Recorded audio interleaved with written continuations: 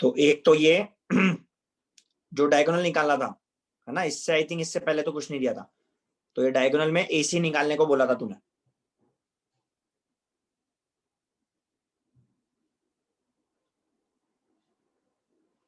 चलो दीपांशु अभी तो स्टार्ट करते हैं, फिर देखते हैं, ठीक है। तो AC की इक्वेशन, हाँ मैंने तुमको 24 तो बता ही दिया था। हाँ ठीक है, सही है अंजन, बढ़िया। हाँ प्रियांशु सही है, अक्षत गलत है, अक्षत गलत है।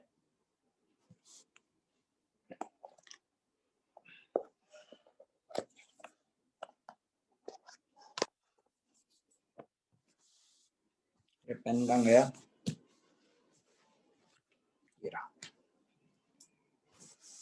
तो इसका जो आंसर है वो है 24x माइनस 5y माइनस 55।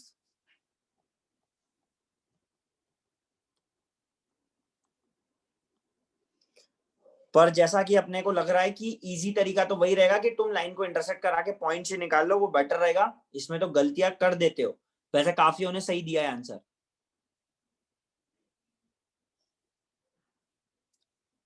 अच्छा अक्षत, फिर सही आ गया क्या? ये एकदम से कैसे चेंज हुआ?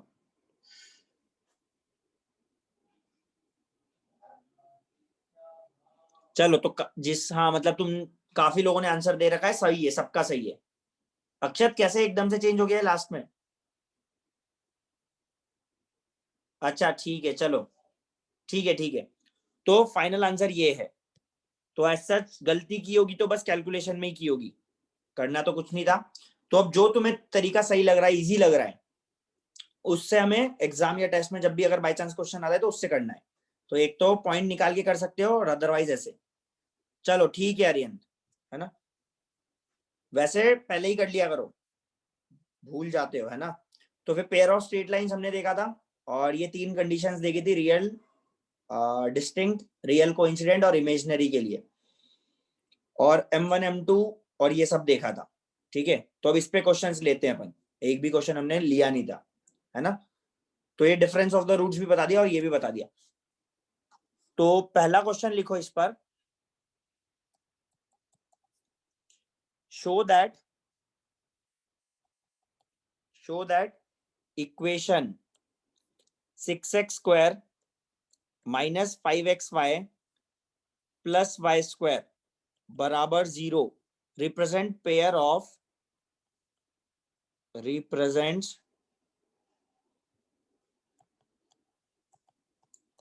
पेयर ऑफ, अच्छा मैंने PDF चेंज नहीं किया, करता हूं, है ना। Represents pair of distinct straight lines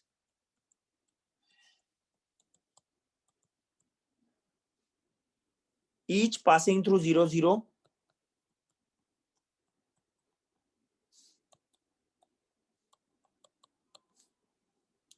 and find their separate equation.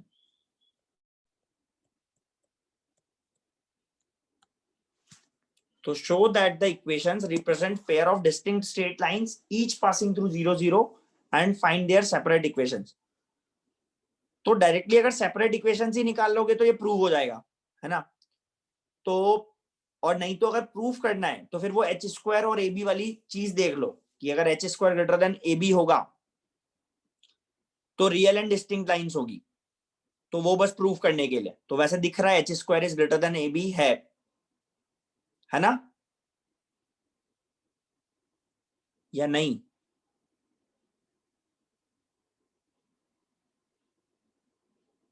तो H यहां पर 5/2 है वैसे, नहीं नहीं H वो नहीं है, 25 नहीं है, 2HXY लिखा था ना अपन ने general equation, AX square plus 2HXY,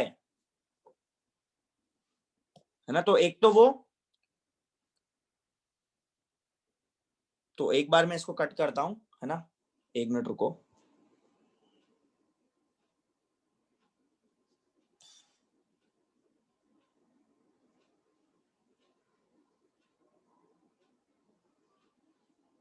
रे तो कट नहीं होगा,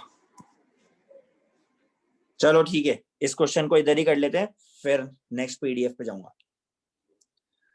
तो यहां पर जो 2h है वो -5 है, तो h की वैल्यू एक्चुअली में -5/2 है, a 6 है और b 1 है।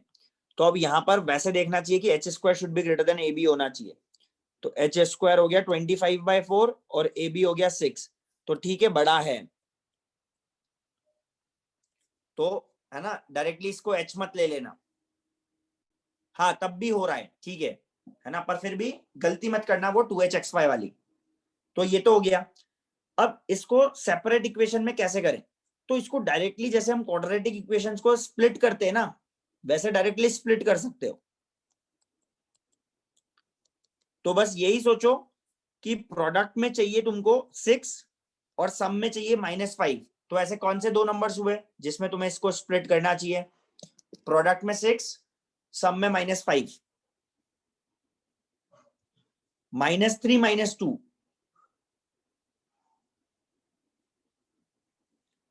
अक्षत -6 और 1 का प्रोडक्ट तो -6 हो गया ना, तो प्रोडक्ट भी चेक किया करो कि +6 आना चाहिए, नहीं तो गड़बड़ी हो जाएगी। जैसे तुमने सोचा -6 + 1, तो -6 + 1 -5 तो होता है, लेकिन प्रोडक्ट भी तो देखो। तो -3 और -2 होना चाहिए। तो करो इसको स्प्लिट और सेपरेट इक्वेशंस निकालो।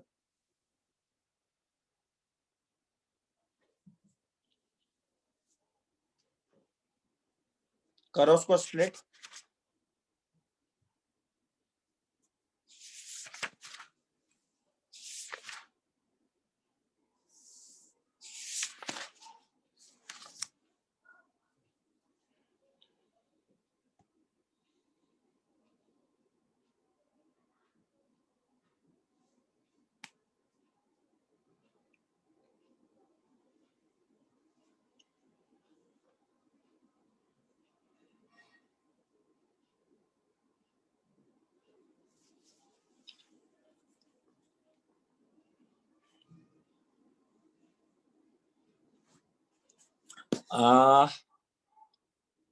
ठीक है, हाँ अंजन सही है।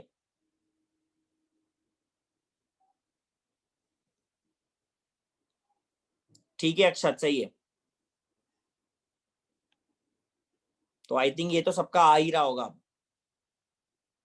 तो 3x - y into 2x - y, 6x² - 3xy - 2xy plus y² बराबर 0।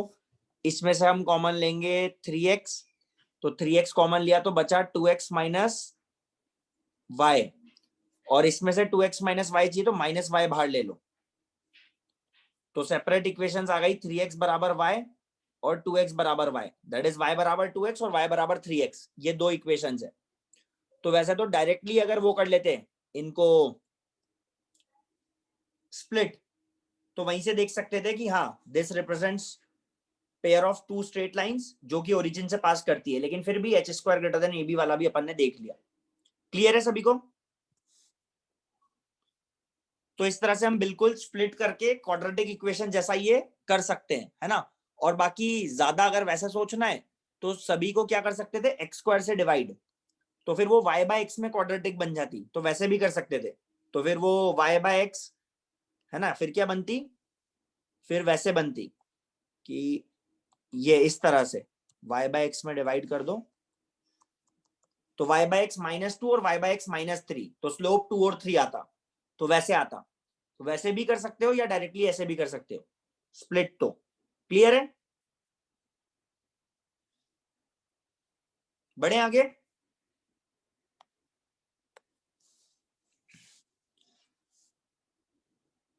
चलो तो नेक्स्ट एग्जांपल।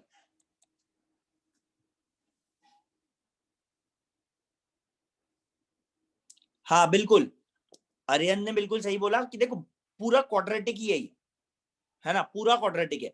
तो अगर स्प्लिट नहीं हो रही वो, तो क्वाड्रेटिक के फंडे लगाओ, x² से डिवाइड करो, y/x में क्वाड्रेटिक मानो, तो y/x को m मान लो या t मान लो, कोई फर्क नहीं पड़ता, वैसे m मान लो क्योंकि वो स्लोप ही है। और फिर स्प्लिट नहीं हो रही तो क्वाड्रेटिक का फॉर्मूला लगाओ, -b + √b² - 4ac/2 है, तो उधर से स्प्लिट हो जाएगी। पर ऐसा थोड़ा सा रेयर चांस है कि ऐसी लाइन तुम्हें दे, पर फिर भी बाई चांस दे दी तो यही करना है। क्लियर है? चलो अगला example. Show that 3x² - 8xy 3x² minus 8xy minus 3y² बराबर 0 एंड x प्लस 2y बराबर 3, x प्लस 2y बराबर 3 enclose a right isosceles triangle.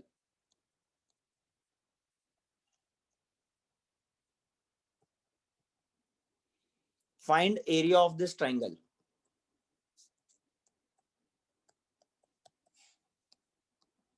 तो पहले तो तुम्हें ये प्रूफ करना है कि ये जो 3 लाइंस है, बेसिकली 2 लाइंस ये और तीसरी ये, तो ये एक ट्राइंगल फॉर्म करेगी, तो वो एक राइट आइसोसेलेस ट्राइंगल होगा, ये प्रूफ करना है एंड उसका एरिया निकालना है। तो पहले तो एक काम करो कि ये जो पेयर ऑफ स्ट्रेट लाइन दी है इसको स्प्लिट कर लो, अगर हो रही है तो, वैसे हो रही है तो वो 2 इक्वेशन निकाल लो, करो इतना काम। तो अभी प्रूफ करते हैं इसको राइट आइसोसेलेस ट्राइंगल है क्या।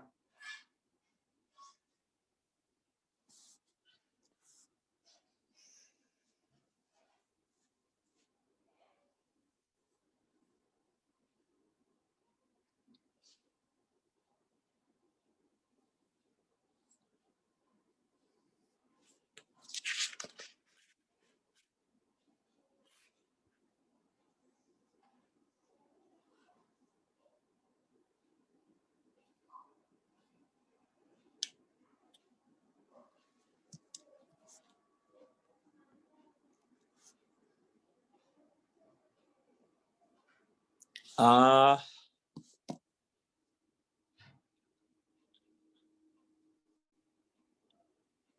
ठीक है अरियंत, सही है।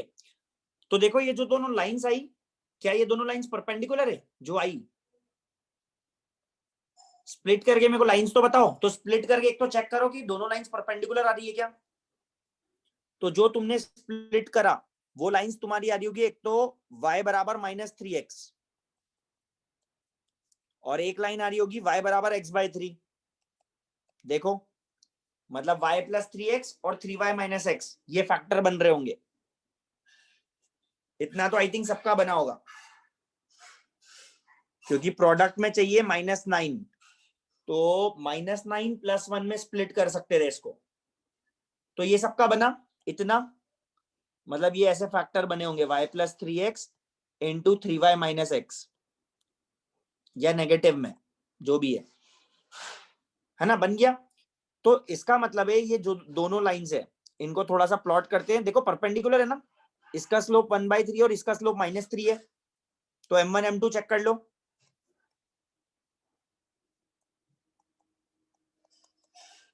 तो ये दोनों लाइंस परपेंडिकुलर है। अभी आगे एक चीज सिखाऊंगा, क्या कि ये जो a है और ये जो b है, अगर a प्लस b का सम 0 होता है तो वो जो पेयर ऑफ स्ट्रेट लाइंस है, तो वो जो स्ट्रेट लाइंस है वो परपेंडिकुलर होती है। तो ये सेम चीज अपन आगे देखने वाले हैं, अगर a प्लस b का सम 0 होता है तो वो दोनों लाइंस परपेंडिकुलर होती है। तो यहां निकल के भी आया, तो एक का स्लोप है 1/3 ये रही, और दूसरे का स्लोप है -3। तो ऐसी कुछ लाइन है, दोनों परपेंडिकुलर है। तो ये L1 ये L2। अब जो तीसरी लाइन है वो देखो जरा ड्रॉ करो, x प्लस 2y बराबर 3। तो वो जो तीसरी लाइन है उसका x इंटरसेप्ट कितना है, उसका x इंटरसेप्ट y को 0 रखो तो 3 है, और उसका y इंटरसेप्ट 3/2 है। तो इस तरह से कुछ लाइन है वो।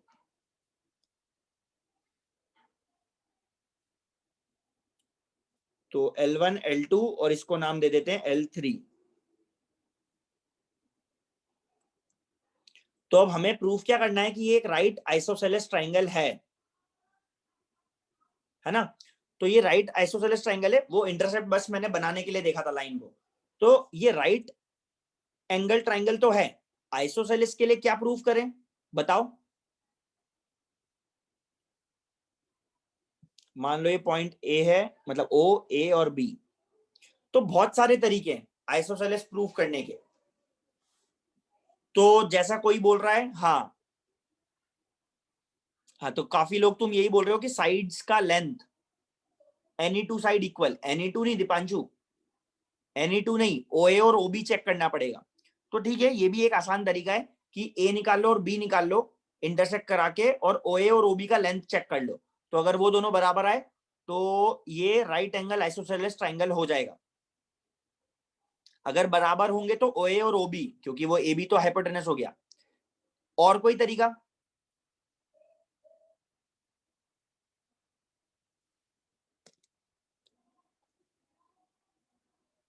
बिल्कुल सही विशांत। एंगल, तो ये एंगल होना चाहिए 45 डिग्री, क्योंकि वो 90 है।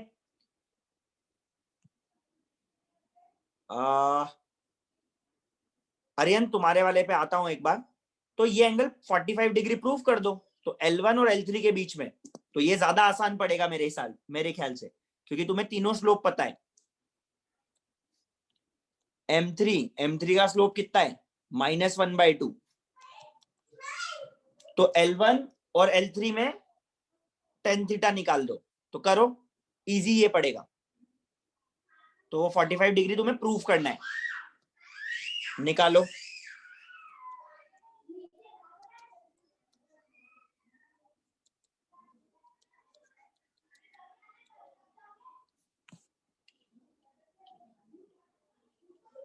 और अरियन परपेंडिकुलर बाइसेक्टर किसका बोल रहे हो? AB का? उससे क्या करेंगे?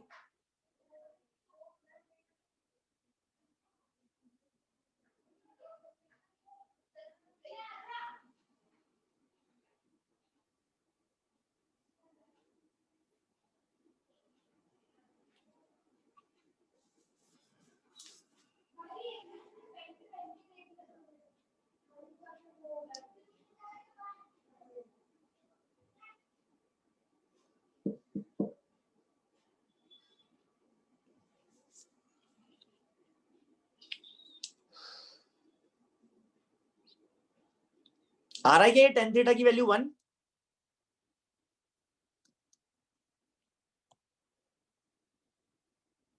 हाँ, प्रियांशु का तो आया, बाकियों का? M1 -3 है। अरे नहीं, M1 M2 थोड़े गलत ले लिए क्या? अच्छा, वैसे ठीक है, M2 M3 के बीच में भी निकालोगे तो सही है, कोई दिक्कत नहीं है। चलो, तो मतलब इसमें से कोई सा भी स्लोप ले लो, चलेगा। वो थोड़ा सा मैंने उल्टा बना दिया,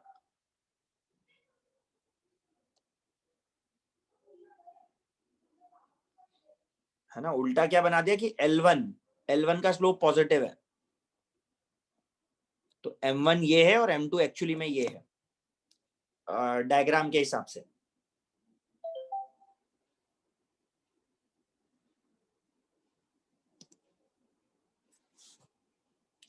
पर M1 M3 के बीच में निकालो या M2 M3 के बीच में निकालो, वो तो 45 ही आना है।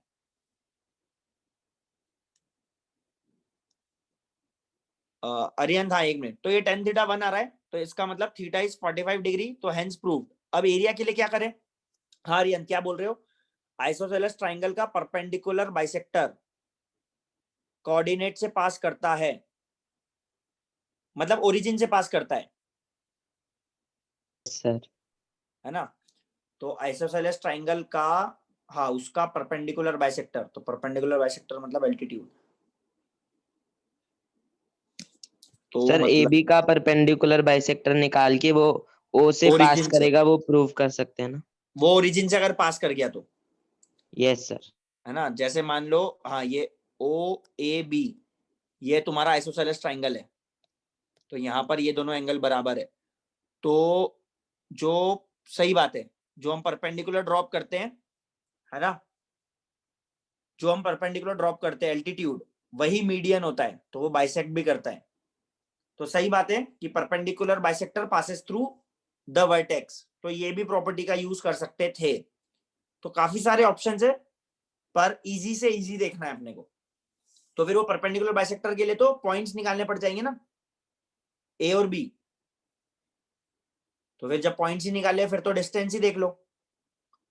हाँ चलो, काफी सारे तरीके आ रहे। कॉन्ग्रुएंसी में भी कहाँ घुस रहे हो वैसे, है ना। बाकी परपेंडिकुलर बाइसेक्टर वाला अच्छा तरीका है कि आइसोसेलेस ट्राइंगल का जो परपेंडिकुलर बाइसेक्टर होता है वही उसका एल्टीट्यूड होता है, तो ओरिजिन से, दैट इज वर्टेक्स से पास करेगा।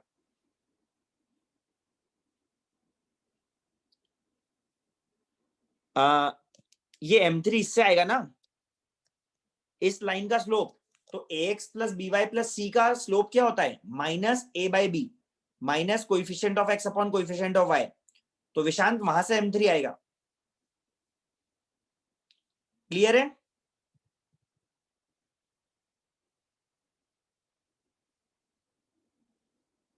अच्छा अरियंत ऐसे कह रहे हो, हाँ वो वर्टेक्स से पास करता है मतलब, हाँ वो ठीक है, कॉन्ग्रुएंसी से प्रूफ कर सकते हैं,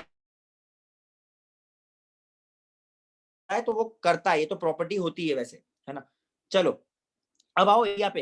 एरिया के लिए चलो मेरे को आइसोसेलेस ट्रायंगल वैसे बनाना भी था, बनवा दिया तुमने, अच्छी बात है। एरिया के लिए क्या करें, ट्रायंगल ओ ए का एक तो तरीका वापस वही बोलोगे कि पॉइंट्स निकाल कर, जैसे राइट आइसोसेलेस ट्रायंगल है तो बेस और हाइट निकाल लें, दैट इज ओ ए, और लेकिन उसके अलावा कोई और तरीका,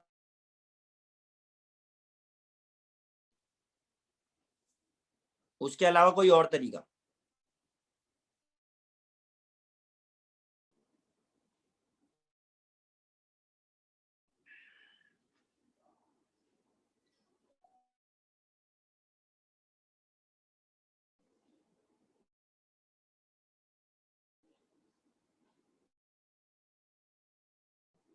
तो देखो, क्या तुम ओरिजिन से वो लाइन L3 पर परपेंडिकुलर डिस्टेंस निकाल सकते हो, जो हमारे पास फॉर्मूलेज रहते हैं परपेंडिकुलर लेंथ निकालने का, निकाल सकते हो? तुमने परपेंडिकुलर ड्रॉप किया, लेट से डी, जो पी आएगा वो तुम निकाल सकते हो, और ये राइट एंगल ट्रायंगल यहां पर है, और वो 45 45 है ना। तो लेट से ये लेंथ ए है, ये लेंथ ए है, तो क्या ये परपेंडिकुलर पी के टर्म्स में तुम एरिया नहीं निकाल सकते?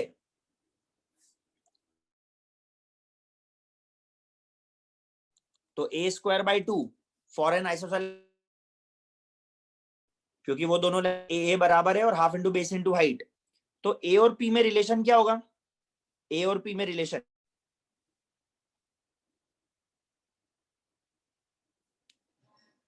क्या हम बोले ए साइन 45 बराबर पी होगा। ये ट्राइंगल ओ ए डी में देखो, ओ ए डी में, इसमें a sine 45 will be equal to p, तो बस यहां रिप्लेस कर दो। तो ए को क्या डाल सकते हैं यहां पर, ए को डाल सकते हैं √2p, तो √2p का स्क्वायर 2p स्क्वायर बाई 2, तो एरिया हो गया पी स्क्वायर। तो अगर ये ध्यान है कि राइट आइसोसेलेस ट्राइंगल का एरिया पी स्क्वायर होता है, अगर नहीं ध्यान है तो नेक्स्ट टाइम से थोड़ा सा याद रखो कि परपेंडिकुलर के टर्म्स में भी निकाल सकते हो, याद नहीं भी है तो ऐसे कर सकते हो, 15-20 सेकंड लगेंगे ये पूरा करने में। तो पी स्क्वायर आ गया, पी निकालो, पी का मतलब क्या है, ओरिजिन का लाइन L3 से परपेंडिकुलर डिस्टेंस। तो हम वही कर रहे हैं कि ए और बी निकालना ना पड़े, है ना। वैसे ए और बी निकाल के कर सकते थे, पूरा प्रूफ हो जाता कि आइसोसेलेस भी है और एरिया भी निकल जाता, पर फिर भी हम दूसरा अप्रोच लगा रहे हैं, नॉर्मल वाला तो कर ही सकते हैं। तो निकालो परपेंडिकुलर डिस्टेंस कितना आ रहा है,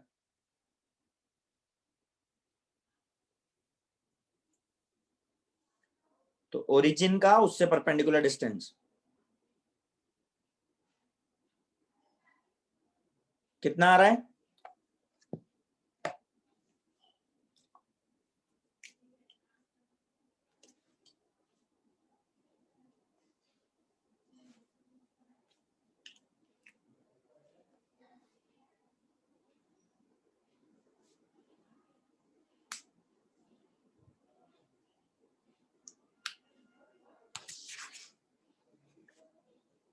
अरे ओरिजिन का L3 से परपेंडिकुलर डिस्टेंस नहीं निकल रहा क्या, क्या भूल गए, x प्लस 2y माइनस 3,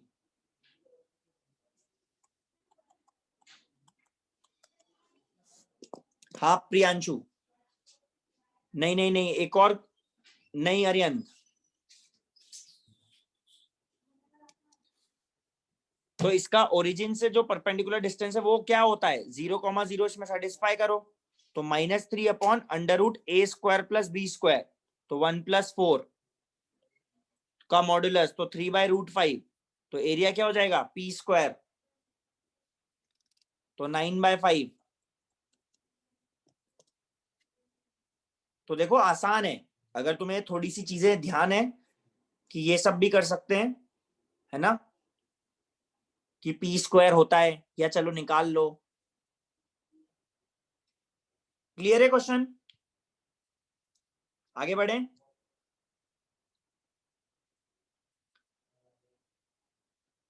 ठीक है, अब नेक्स्ट चीज एक और, कि वो कुछ जैसे लाइन L1 और L2 है, तो जो हमने L1 L2 का एंगल बाइसेक्टर्स देखे थे, तो एंगल बाइसेक्टर में भी एक प्रॉपर्टी नोट करके 3-4 पॉइंट लिखे थे, उसमें भी एक पॉइंट लिखा था ना कि इस तरह से आइसोसेलेस ट्रायंगल बनता है।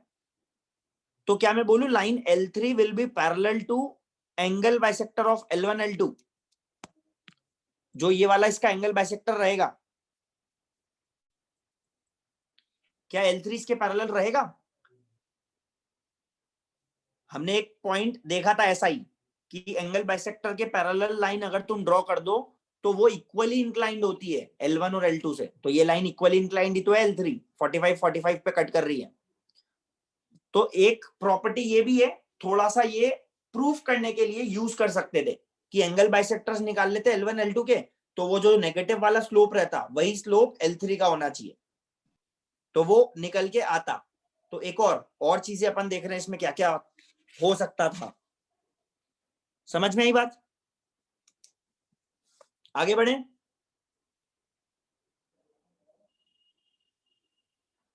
चलो अगला example, one of the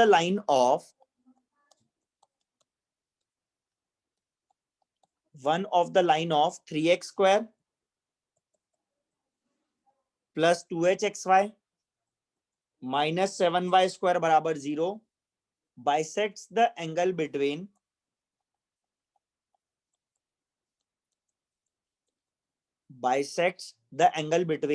positive direction of x and y axis. Find h. So one of the lines of this bisects the angle between positive direction of x and y axis.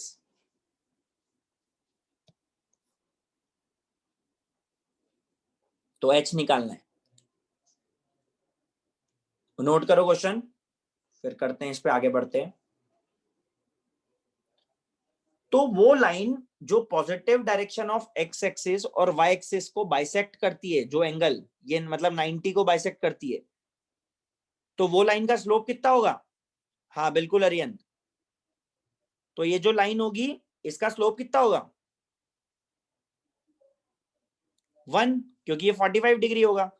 तो इसका मतलब है उसने hint ये दी अपने को कि ये जो लाइन है, वन ऑफ द लाइन का स्लोप 1 है। तो चलो अब आगे तुम लोग ट्राई करो खुद से। थोड़ा सा ध्यान रखना कि sum of the root product of the root हमें पता होता है इस क्वाड्रेटिक इक्वेशन में। Sum of the root product of the root किसका? स्लोप्स का।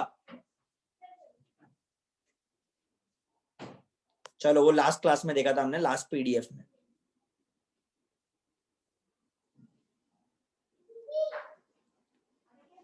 हारियन ये भी बोल सकते हैं कि one of the line is y बराबर x, that is y minus x, ये भी बोल सकते हैं। अगर इससे भी कुछ करना चाहते हो तो कर सकते हो।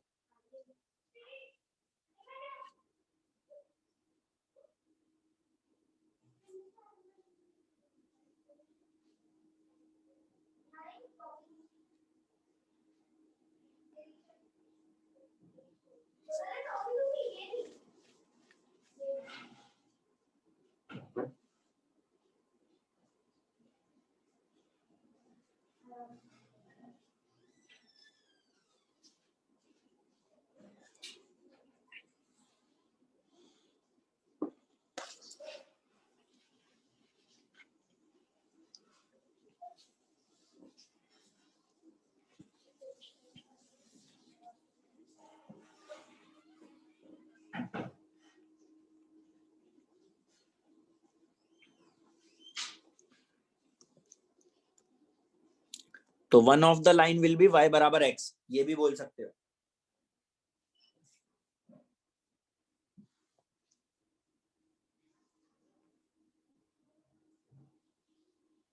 h का क्या करें? देखो तुम्हें वो इक्वेशन दी है 3x² + 2hxy - 7y² बराबर 0, तो उसको थोड़ा ऐसे लिखते हैं -7y² + 2hxy + 3x² बराबर 0। तो अगर इस पूरी इक्वेशन को तुम x² से डिवाइड करते हो, वैसे बिना करे भी कर सकते थे, पर वो दिखाने के लिए मेरे को करना पड़ रहा है, तो क्या ये y/x में क्वाड्रेटिक बनती है जिसके रूट्स m1 और m2 होते हैं? ये देखे थे हमने। नहीं नहीं नहीं अरियंत, हाँ प्रियांशु सही है, प्रियांशु सही है, अरियंत गलत है। तो क्या ये इक्वेशन वही है जिसके रूट्स m1 और m2 है, और m1 तुम्हें दिया गया है 1 है, तो क्या आप m2 नहीं निकाल सकते?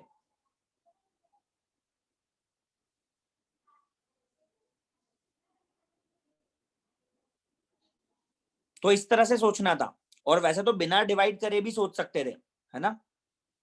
तो m2 निकालो सबसे पहले, तो m2 क्या आ रहा है मेरे को बताओ।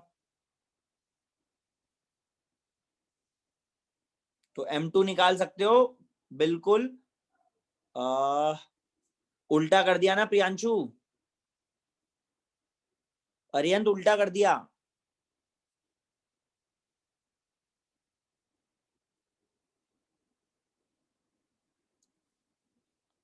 m1 m2 का प्रोडक्ट क्या होगा? प्रोडक्ट होता है c/a, तो दैट इज 3/-7 c/a। तो वो ओरिजिनल इक्वेशन देख के -7/3 मत कर देना, नहीं तो कर दिया गड़बड़। तो m1 तो 1 है, तो m2 की वैल्यू आ रही है -3/7, ना कि -7/3। बात समझ में आई? नहीं समर्पित, ये कुछ और क्या लिखा है? तो फिर वो तुमने पता नहीं क्या किया यार, किस्मत होगी प्रियांशु, किस्मत होगी तुम्हारी। हाँ वो देखो, अरियन ने गड़बड़ करी तो उसका आंसर भी गड़बड़ आया, बाकी प्रियांशु ने गड़बड़ करी लेकिन उसका आंसर सही आ गया। तो ये होता है लक, ठीक है। तो एक पॉइंट मेरा इसमें यही था कि यहां थोड़ा सा ध्यान रखना है कि product of the root c/a होता है, तो -7/3 मत कर देना, 3/-7 होना चाहिए, क्योंकि c होता है x² वाला, क्योंकि ये y/x में क्वाड्रेटिक होती है, तो इसीलिए मैंने ये बनाई ताकि तुमको दिखे। तो बस m2 आ गया। अब sum of the roots, sum of the roots हो गया 1 - 3/7 और बराबर -b/a, तो -b/a, a मतलब -7, तो यहां से h आ जाएगा। तो इसका मतलब 2h/7 की वैल्यू कितनी आ रही है, माइनस माइनस कट गया, 4/7, तो h यहां से कितना आ रहा है 2। तो इस तरह से अपन m1 + m2 और m1 m2 कर सकते हैं। अरियंत कैसा करें? अरियंत कैसा बोल रहे हो? हाँ अभी मेथड 2 पे भी मेरे को आना है नहीं इसके। सर, उसका आंसर आ गया ना, गलत करके भी। हाँ अच्छा, वो कह ऐसे रहा था कैसे? ऐसे मैंने, कैसे। अरे मैंने पढ़ा उसको ऐसा करें। हाँ ऐसे कैसे, वो आ गया, उसकी किस्मत। क्या बोल रहे हो प्रियांशु, पहले इक्वेशन से भी आ रहा?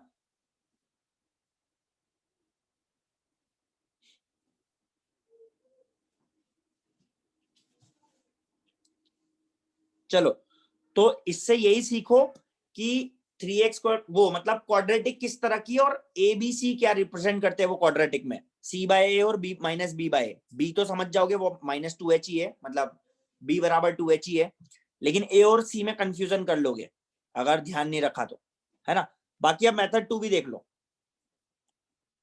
तो हम ये भी बोल सकते थे कि वो जो 3x² + 2hxy - 7y², ये as a product of two equation होगा। तो जिसमें से एक इक्वेशन तो हमें पता है ना, x बराबर y थी, तो उसको x - y लिख लो, और एक दूसरी इक्वेशन और होगी, तो ये as a product of two equation है जिसमें एक इक्वेशन x - y है। तो थोड़ा सा बैलेंस करके दूसरी इक्वेशन पता कर लो। तो बैलेंस कैसे करें कि ये जो x का कोएफिशिएंट रहेगा, तो x × x ये प्रोड्यूस करेगा 3x², तो क्या मैं बोलूं ये 3x होना चाहिए यहाँ पर? ताकि 3x² बने। फिर -7y² कैसे बनेगा? जब -y 7y से मल्टीप्लाई होगा तो -7y²। तो सेकंड इक्वेशन ये होनी चाहिए। और अब xy का कोएफिशिएंट कंपेयर कर लो, तो 2h बराबर xy का कोएफिशिएंट। तो ये और भी ज्यादा आसान लग रहा है। तो xy का कोएफिशिएंट देखो क्या आएगा, एक तो 7 और -3, तो दैट इज 4। तो यहां से h बराबर 2 आ गया। तो ये और भी ज्यादा आसान है। हाँ आर्यन, अच्छा तो हाँ, ये कॉम्प्लेक्स नंबर में और क्वाड्रेटिक इक्वेशन में ऐसा होता है।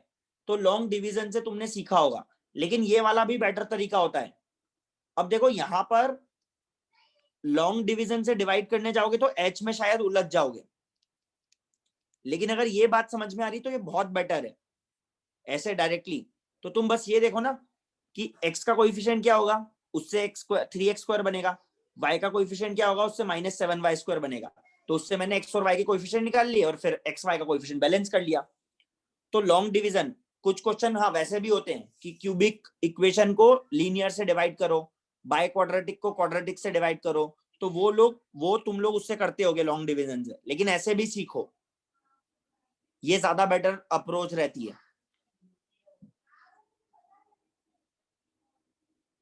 ठीक है, तो इस तरह से कभी कुछ क्वेश्चंस आएंगे तो हम करेंगे, है ना, इस तरह से डिवीजन। बाकी करना यही होता है, एक एक कोएफिशिएंट को बैलेंस करते चलो तो आंसर आ जाता है। क्लियर है?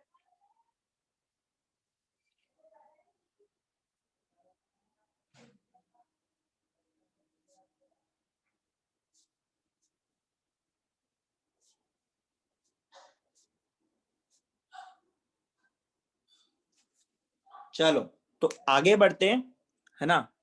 अब एक और चीज देखते हैं। एक और चीज मतलब क्या कि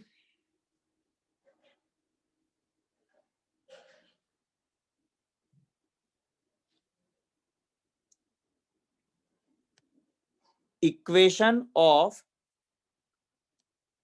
pair of straight lines perpendicular to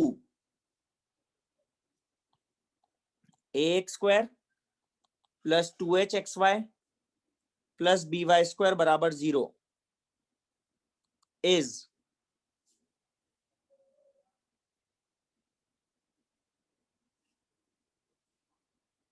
bx² minus 2hxy plus ay² बराबर 0। ठीक है, तो क्या बोल रहा हूं मैं, equation of pair of straight lines perpendicular to this line, मतलब इसकी दो लाइंस होंगी और उन दोनों लाइन के परपेंडिकुलर लाइन हो। जैसे मान लो एक का स्लोप 3 है, तो हमारी वाली जो लाइन बना रहे हैं हम, ये वाली, इसमें एक का स्लोप होगा -1/3, और मान लो एक का स्लोप है इसमें 2, तो इसमें होगा दूसरी का स्लोप -1/2। तो दोनों लाइंस के जो परपेंडिकुलर लाइंस रहेंगी एंड वही पासिंग थ्रू ओरिजिन, वो डायरेक्टली ऐसे लिख सकते हैं अपन। तो इसमें एक्चुअली हुआ क्या है, ए और बी एक्सचेंज हुए हैं और यहां पर प्लस की जगह माइनस लग गया है। तो bx² minus 2hxy plus ay² बराबर 0। अब ये कैसे हुआ बताता हूं, पहले तो मतलब समझे कि अगर ये इक्वेशन ऐसी है जिसका स्लोप 2 और 3 है, तो ये इक्वेशंस ऐसी होंगी जिनका स्लोप -1/2 और -1/3 होगा, दैट इज परपेंडिकुलर वाली। फॉर एग्जांपल, ये एग्जांपल दिया मैंने। तो अब ये कैसे, तो देखते हैं कैसे। तो अगर मैं लिखूं कि ये ax² plus 2hxy plus by², ये जो इक्वेशन है इनके स्लोप m1 और m2 है, तो इस तरह से होगी कुछ इक्वेशंस। और y² का कोएफिशिएंट बैलेंस करना है तो यहाँ b लिख लो आगे। अगर क्वाड्रेटिक में भी ध्यान हो तो ऐसे लिखते रहे। b क्यों लिखा, क्योंकि y² का कोएफिशिएंट मल्टीप्लाई करने पर 1 आ रहा था और यहाँ पर b था, तो इसीलिए b लिख दिया।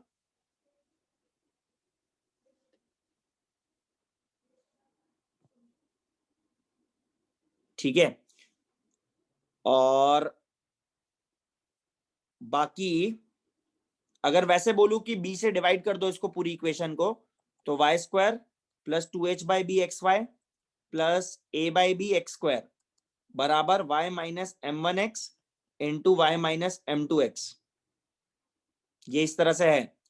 तो वही यहां से सम ऑफ द रूट्स और प्रोडक्ट ऑफ द रूट्स अगर एक बार देखूं तो sum of the roots minus 2h by b, ये पहले भी देख चुके अपन, और product of the roots a by B, है ना, क्योंकि मल्टीप्लाई करोगे जब इन दोनों को तो एक्स स्क्वायर का कोएफिशिएंट आएगा m1 m2, तो यहां पर है a बाई बी, और सम आएगा m1 plus m2 which will be minus 2h by b, क्योंकि माइनस के साथ आएगा सम। तो ये तो वैसे अपन पहले भी देख चुके, सम और प्रोडक्ट, है ना, ऐसा ही कुछ करके देखा था। हाँ ऐसे ही देखा था। तो अब मेरे को क्या करना है, मेरे को परपेंडिकुलर लाइन बनाना है। तो y बराबर m1x के परपेंडिकुलर लाइन कौन सी होगी, माइनस वन बाय m1x, और y बराबर m2x के परपेंडिकुलर लाइन कौन सी होगी, माइनस वन बाय m2x। ये सही है, ये दोनों परपेंडिकुलर लाइंस है। तो कौन सी हुई है, m1y प्लस एक्स, और वो वाली कौन सी हुई, m2y प्लस एक्स। तो बस इन दोनों को मल्टीप्लाई कर दो, तो हमारी वो पेयर ऑफ स्ट्रेट लाइंस आ जाएगी परपेंडिकुलर वाली। तो कर दो मल्टीप्लाई, तो क्या होएगा, m1 into m2 y square, फिर एक्स वाई का कोएफिशिएंट क्या आएगा, तो जब x इससे मल्टीप्लाई होगा तो m2, और जब x इससे मल्टीप्लाई होगा तो m1, ऐसे, और x स्क्वायर का कोएफिशिएंट ये। तो बस अब सब्स्टिट्यूट कर दो m1 m2 को, तो m1 m2 की value a by b plus x y sum of the roots minus 2h by B और प्लस एक्स स्क्वायर। एलसीएम ले लो, बन गई वो इक्वेशन जो मैंने तुम्हें ऊपर लिखी, b x square minus 2h x y plus a y square. ठीक है चिराग, एक बार बताता हूं, बी एलसीएम ले लो। देखो ये जो a x square plus 2h x y plus b y square जो लाइन थी, ये कौन सी लाइन रिप्रेजेंट कर रही थी, मान लो m1 और m2 स्लोप की मानी मैंने, तो y minus m1x into y minus m2x का प्रोडक्ट रिप्रेजेंट कर रही है ना ये लाइन। तो दैट इज इसके रूट्स m1 और m2 है, ये अपन बोल सकते हैं। अगर डायरेक्टली वैसे ही देखना चाहते हो तो इसके रूट्स m1 और m2 है, तो अगर m1 और m2 है तो sum of the roots minus 2h by b होगा और product of the roots a by b होगा। इतना समझ में आया, सम ऑफ द रूट और प्रोडक्ट ऑफ द रूट। या तो ऐसे एक्सपांड करके देख लो या डायरेक्टली देख लो क्वाड्रेटिक के फंडे से। वापस बोल रहा हूं, वो एबीसी का ध्यान रखना, कौन है ए कौन बी कौन सी। तो अब वो जो लाइंस थी, ये लाइंस थी y बराबर m1x और y बराबर m2x। तो मेरे को कौन सी लाइन चाहिए, इनके परपेंडिकुलर लाइन चाहिए। तो परपेंडिकुलर लाइन y बराबर m1x की कौन सी होगी, यही वाली तो होगी जिसका slope minus one by m1 हो, और m2x के परपेंडिकुलर जिसका slope minus one by m2 हो, क्योंकि स्लोप क्या कर दिया मैंने, जस्ट नेगेटिव और रेसिप्रोकल। इतनी बात समझ में आई। तो परपेंडिकुलर लाइंस का पेयर ऑफ स्ट्रेट लाइन मेरे को निकालना है, पेयर, तो इन दोनों को मल्टीप्लाई कर दो, क्योंकि ये लाइन क्या बनेगी, m1 को क्रॉस मल्टीप्लाई करो तो m1y प्लस एक्स और m2y प्लस एक्स, यही तो बनी। सही है। और बस अब इसको मल्टीप्लाई करके m1 m2 और m1 प्लस m2 की वैल्यू सब्स्टिट्यूट कर दी मैंने, तो मेरी लाइन ये बन गई। तो देखो वही है जो मैंने तुमको रेड से लिखी ऊपर, कि a और b एक्सचेंज है और 2h एक्स वाई की जगह माइनस 2h एक्स वाई।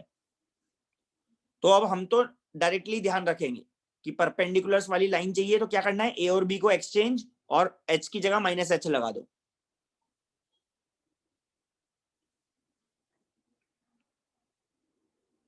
चलो नोट कर लो, प्रूफ भी नोट कर लो इसका।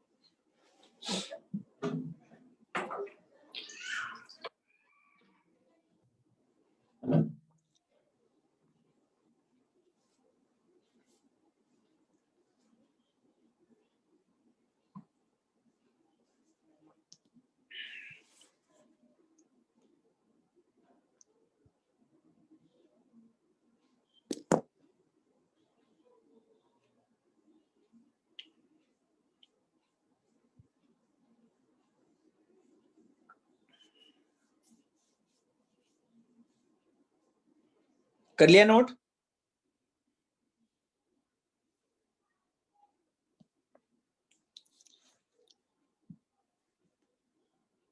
तो इस पे एग्जांपल लो। इस पे तो वैसे डायरेक्ट तो सीधे सीधे ही बन जाते हैं कि find equation to the pair of straight lines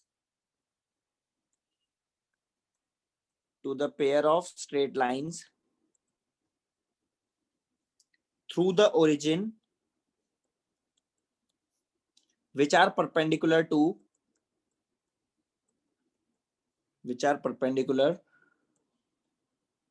the lines represented by 2x square minus 7xy plus 3y square बराबर 0। वैसे तो इसको डायरेक्टली लिख सकते हो। क्वेश्चन नोट करो और आंसर का जवाब दो। Find equation to the pair of straight lines through this which are perpendicular to the lines.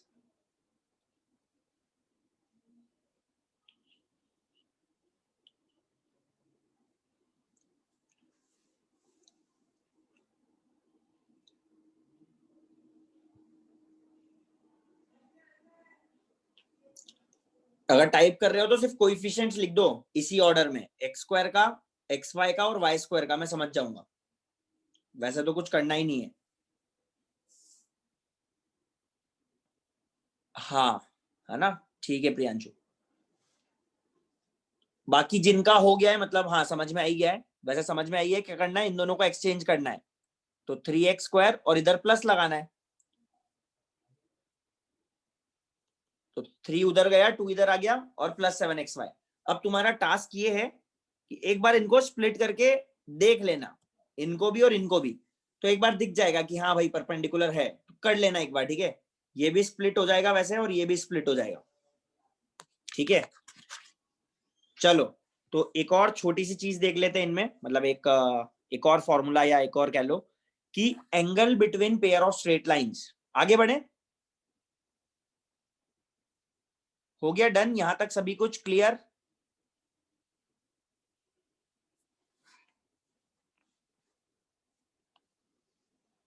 तो अगली चीज देखते हैं, angle between pair of straight lines.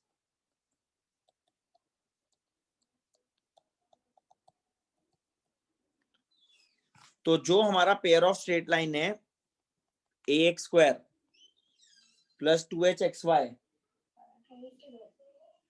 Plus by square बराबर 0।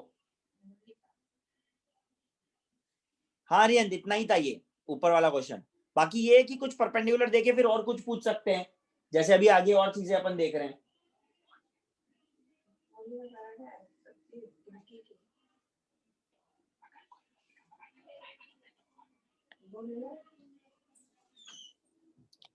तो angle between pair of straight lines this. तो जैसा कि हमने देखा ये pair of straight lines L1 और L2 है, और इनके बीच में अगर थीटा निकालना है डायरेक्टली तो कैसे निकालें, है ना? तो बड़ा आसान है कि इसका स्लोप है m1, इसका स्लोप है m2, ठीक है? तो सम ऑफ द रूट्स हमें पता है, माइनस b बाय a मतलब b यहां पर, और product of the roots c by a, तो c बाय a मतलब a बाय b, है ना? तो क्या होगा एंगल टेन थीटा की value m1 minus m2 upon 1 plus m1 m2 पूरे का मॉड्यूलस। तो डाल दो, और m1 माइनस m2 भी तो निकाला था अपन ने, m1 माइनस m2 भी तो हमने निकाला हुआ था।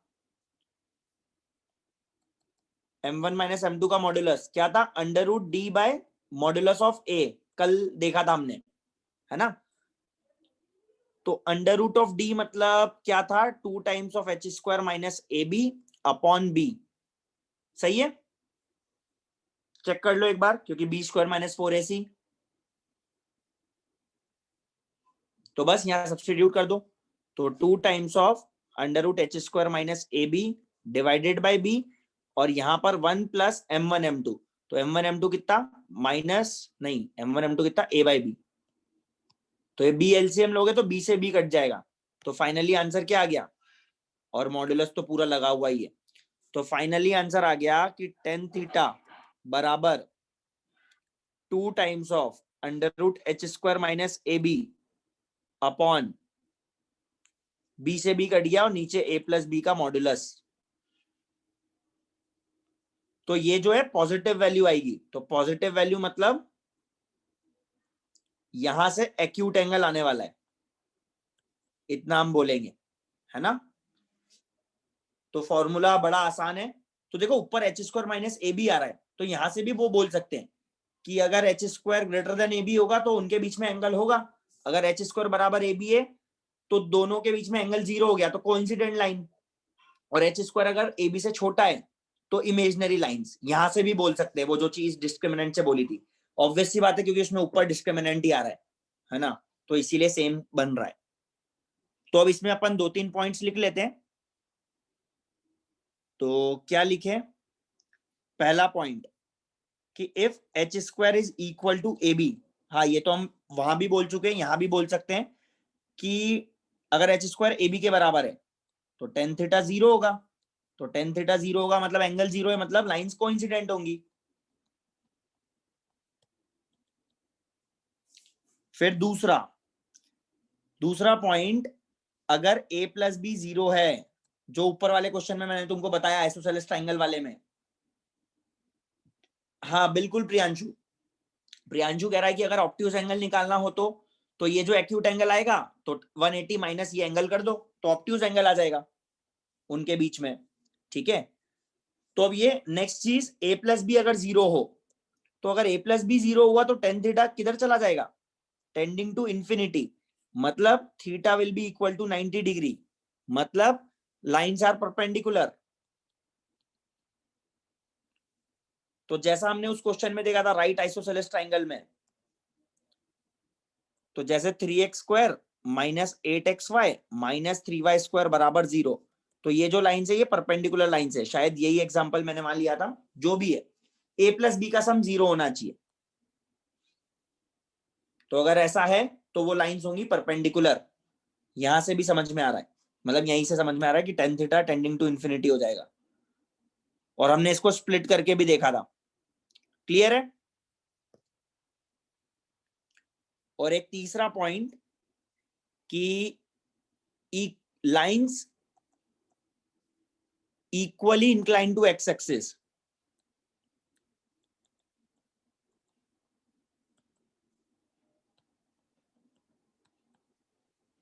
तो अगर लाइंस एक्स एक्सिस पे इक्वली इंक्लाइंड है, तो अभी मैं वाई एक्सिस तो नहीं बना रहा क्योंकि उसका कुछ काम नहीं है। तो इक्वली इंक्लाइंड होने का क्या मतलब है? अगर एक लाइन ऐसी है तो दूसरी लाइन ऐसी होगी। वैसे तो यहां बना सकता हूं क्योंकि यही ओरिजिन होगा, क्योंकि ये लाइन जो है ओरिजिन से ही पास कर रही है। तो ये एक्स एक्सिस, ये वाई एक्सिस, मतलब इक्वली इंक्लाइंड, मतलब अगर ये भी थीटा है तो ये भी थीटा होगा। तो इसका मतलब अगर ये स्लोप m1 है तो ये जो स्लोप m2 है, क्या मैं बोलूं वो माइनस m1 के बराबर होगा। तो यहां पर m1 प्लस m2 बराबर 0 होना चाहिए। और m1 प्लस m2 एक्चुअली में है क्या? सम ऑफ द रूट -2h/b। तो -2h/b 0 होना चाहिए। इसका मतलब अगर h 0 है तो lines will be equally inclined to X axis. जैसे फॉर एग्जाम्पल, अभी नोट कर लेना सभी कुछ, है ना, टाइम दे दूंगा। For example x² minus 9y² बराबर 0, h 0 है इसमें। तो देखो x² बराबर 9y² हो रहा है।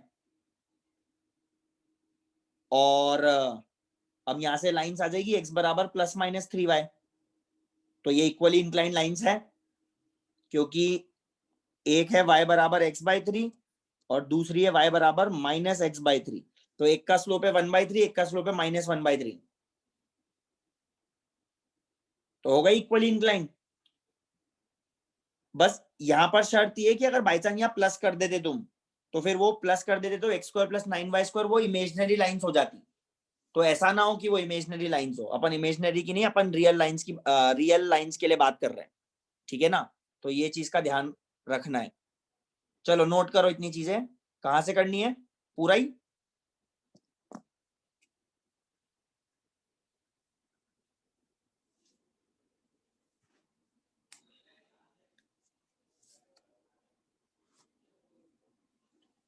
तो ये सब चीजें अब दिमाग में रखनी है कि a प्लस बी अगर 0 है तो लाइंस होगी परपेंडिकुलर, अगर h 0 है तो equally incline to X axis, है ना। थोड़ा सा रिलेट कर सकते हो बिल्कुल, अभी एक बार वापस ब्रीफ कर दूंगा, पहले तो एक बार नोट कर लो। चलो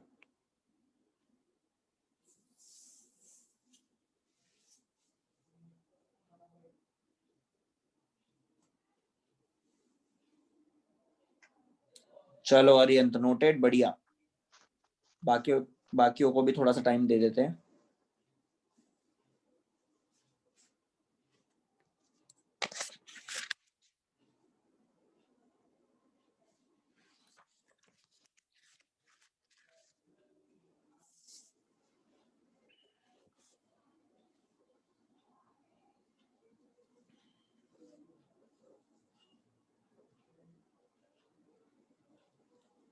तो फॉर्मूला याद रखना है, ठीक है, 2 times under root H square minus A B upon A plus B का मॉडुलस। और नहीं तो भूल जाओ बाय चांस तो फिर वही करना, लाइंस को स्प्लिट करके लाइंस निकाल लेना, फिर एंगल बिटवीन लाइंस निकाल लेना, m1 minus m2 upon 1 plus m1 m2 से।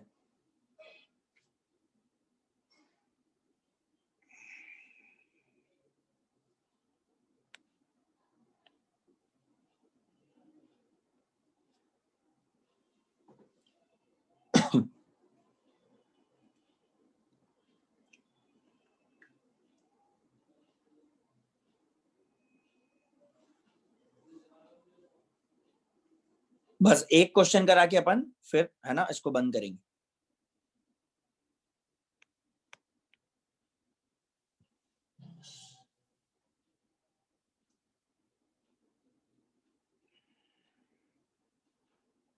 हाँ आर्यन एक मिनट, बस इसको थोड़ा सा ब्रीफ कर दूं। नोट किया सभी ने? तो देखो इन सब चीजों को रटने की जरूरत नहीं है, बस एक तो फॉर्मूला तो ध्यान रखना है कि 2 under root H square minus A B upon A plus B का मॉड, इसको तो याद रखना है। तो एच स्क्वायर बराबर ए बी, या तो टेन थीटा के फॉर्मूले में ऊपर आता है तो टेन थीटा 0 हो जाएगा, तो कोइंसिडेंट लाइंस, या डिस्क्रिमिनेंट से सोच लो, डिस्क्रिमिनेंट 0 हो जाएगा, दोनों तरीके। फिर ए प्लस बी अगर 0 है तो डिनोमिनेटर 0 हो गया, तो थीटा टेंडिंग टू 90 तो परपेंडिकुलर हो गई लाइंस। और लास्ट में अगर एच 0 हो गया तो h 0 हो गया, दैट इज बीच वाली टर्म 0, तो sum of the root 0, sum of the root 0 मतलब m1 प्लस m2 0, तो m1 और m2 एक दूसरे के अपोजिट नेगेटिव में, तो अपोजिट मतलब equally incline to X axis हो गए।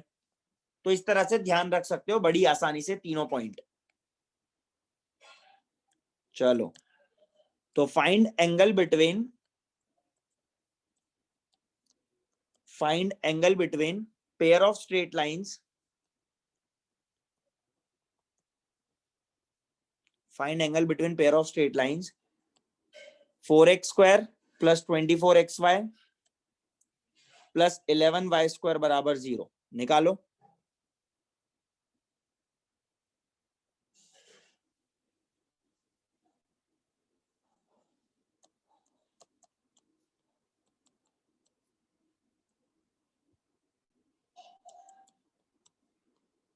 h का ध्यान रखना, h क्या होगा?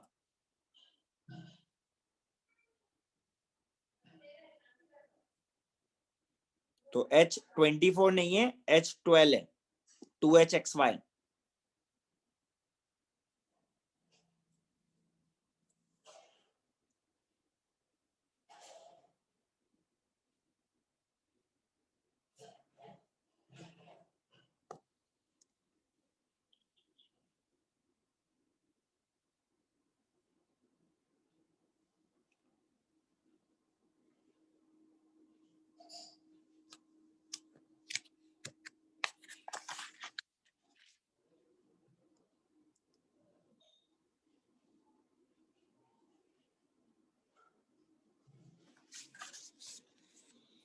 हाँ प्रियांशु सही है।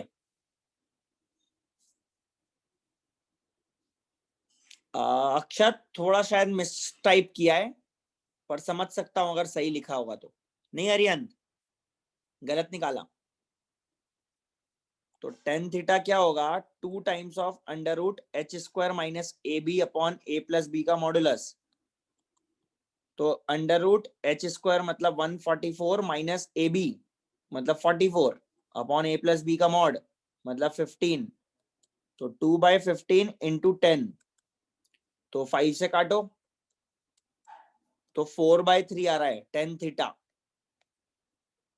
नहीं नहीं नहीं, तुम लोग कहां से कहां पहुंच गए। हाँ मतलब 20/15। अरे आंसर रिड्यूस्ड फॉर्म में बताया करो। तो 4/3 तो है, फिर वो मेरे को करना पड़ता है रिड्यूस। नहीं समझ पे, रूट वगैरह नहीं आएगा, चेक करो। Yes, sir, got it. हाँ तो अभी थीटा जो है हमें किस तरह से रिपोर्ट करना चाहिए, आई थिंक ये तुम्हें आइडिया होगा, 10 इनवर्स ऑफ 4/3 है ना, इस तरह से लिखते हैं। हाँ वैसे तो बता भी सकते हो कि ये 53 डिग्री होगा, 4/3 मतलब ये वाला, तो सही है 53 डिग्री। वैसे तो बता भी सकते हो, लेकिन 10 इनवर्स ऑफ 4/3 लिखोगे तो चलेगा, है ना। और मैं तुमको यही बोलने वाला था कि 10 थीटा 4/3 है, तो थोड़ा सा अंदाजा लगाओ एंगल का। वैसे 4/3 तो पता लगा ही सकते थे एग्जैक्टली, बाकी 1 से बड़ा था तो हम ये बोल सकते थे 45 डिग्री से बड़ा होगा एंगल, बस इतना। और वैसे ये क्या है, एक्यूट एंगल, ये एक्यूट एंगल है उनके बीच का। तो ऑब्ट्यूज एंगल कितना होगा, पाई माइनस थीटा, तो that is pi minus 10 inverse 4/3। इस तरह से अपन लिख सकते हैं। तो जो भी है 137 है क्या, 140 19, नहीं नहीं 137 थोड़ी है, 127 ना अरियंत, 127। ठीक है, खैर जो भी है ना। तो इस तरह से एंगल बिटवीन स्ट्रेट लाइंस हम निकाल सकते हैं। और एक और चीज क्या बोल रहा था मैं,